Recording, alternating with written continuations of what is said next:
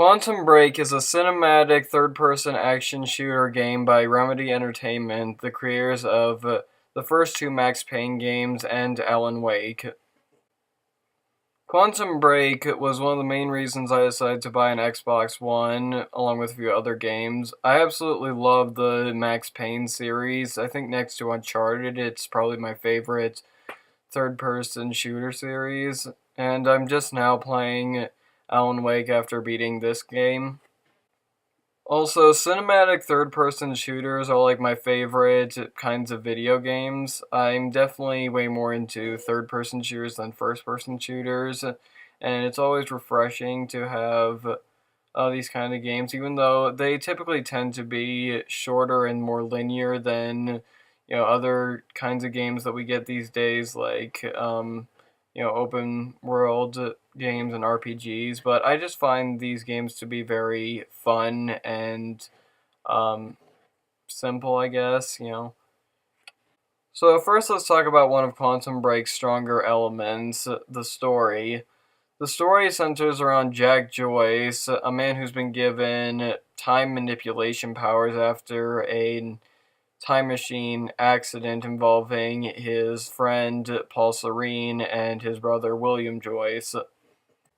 This event has also triggered a breakdown in time where time keeps freezing, but Jack, along with a few others, have the ability to go through time even when it's paused.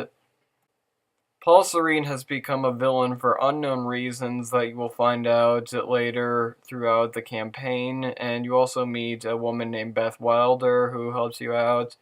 And I think that's basically all I'm going to give you of the story. That's just a very brief synopsis of the story. There's a lot more to it than that, and I think for the most part it was very good. The characters were pretty likable. I particularly like Jack a lot because he's not your typical video game character, I guess. I've noticed, in recent games we get characters that are, old, gruff, depressed men. Whereas Jack, Jack is not necessarily like a happy-go-lucky guy or anything like that, but he's not totally serious. He has some little one-liners, and he doesn't have this deep, fake-sounding voice. He has just kind of a regular, kind of average Joe voice. And Paul is a cool villain, although I was very confused as to what his motivations were. Like, I wasn't really sure what he was trying to accomplish. And I'm still not even entirely sure. I'm gonna be playing through the game again, but I hope that I figure it out because it's still kind of bothering me. But he's still a cool villain, and I didn't really like Beth Wilder at first, but later on she becomes a more complex and interesting character, and I ended up really liking her by the end. So now I'm going to transition into the presentation, and this game nails that aspect greatly too.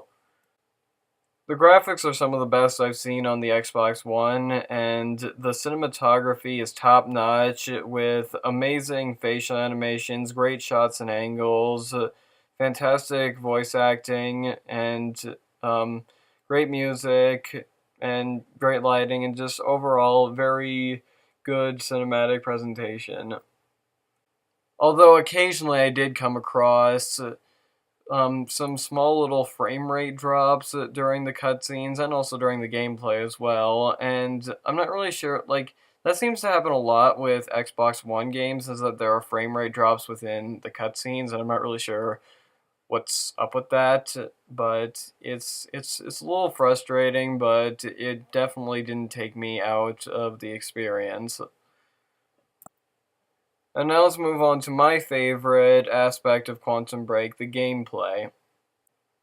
I have been completely addicted to this game since I got it. I love the shooting mechanics. I think that the guns are very fun to use. The aiming took some getting used to. I had to adjust my sensitivity a little bit, but it works great.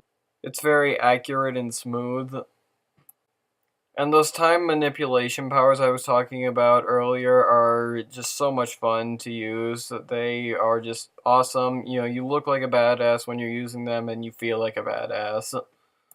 For example, you can shoot these little time bubbles at people that slow them down temporarily to where you can just shoot a bunch of bullets, you know, stack a bunch of bullets into it, and then once the effect wears off, the bullets will all go flying into the enemy at once, instantly killing them, which I just think is a very clever and fun mechanic. You can also cast little force fields around you that stop bullets from hitting you, and you can also do these fast dash moves where time slows down but you speed up, which is very fun to do, especially when you speed up next to someone and then perform a melee. It just feels so satisfying.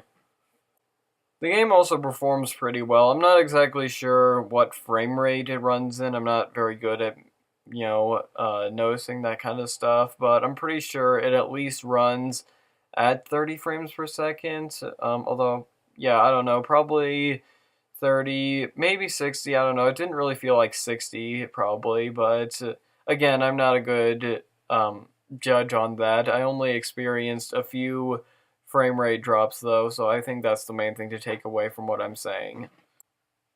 However, I do have one glaring issue with the gameplay, and it's these very slow walking segments of the game, which is kind of weird because usually I don't have a problem with those kinds of moments in these types of games. They happen all the time, like in Uncharted and The Last of Us, and even in Metal Gear Solid 5. But, like, normally I'm okay with them because they give you a small break from the action and allow you to kind of clear your mind and get ready for the next epic encounter. As well, it also improves the pacing, which helps the game to feel more cinematic. But with this game, I don't know. It's just I was so bored during these parts, especially the first little like 10, maybe even 20 minutes of the game is just walking around and interacting with stuff and listening to people talk, which was just leaves such a bad first impression on me. And so now we get into the aspect of the game where I feel like Quantum Break kind of failed actually, and that is the value slash length of the game. On your first playthrough, the main part of the game lasts about 5 to 6 hours, probably. I'd probably say about 5 hours for me.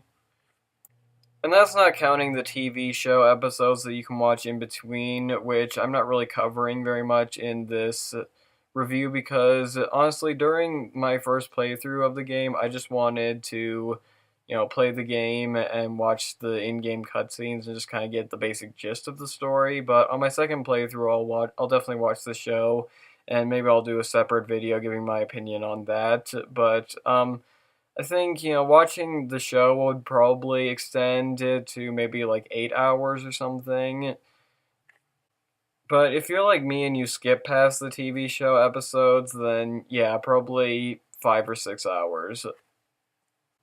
However, the game does have a good amount of replay value to it, since there are decisions that can be made throughout the game that drastically change the missions. You know, you can come up with very different scenarios and um, story moments just from these different decisions that you make at certain points in the game, and that can also affect the show as well. So you'll definitely want to play through the game at least twice. I know for me, I've already started my second playthrough of the game because I had so much fun with it, and I want to see all these different levels and story moments coming from the different choices.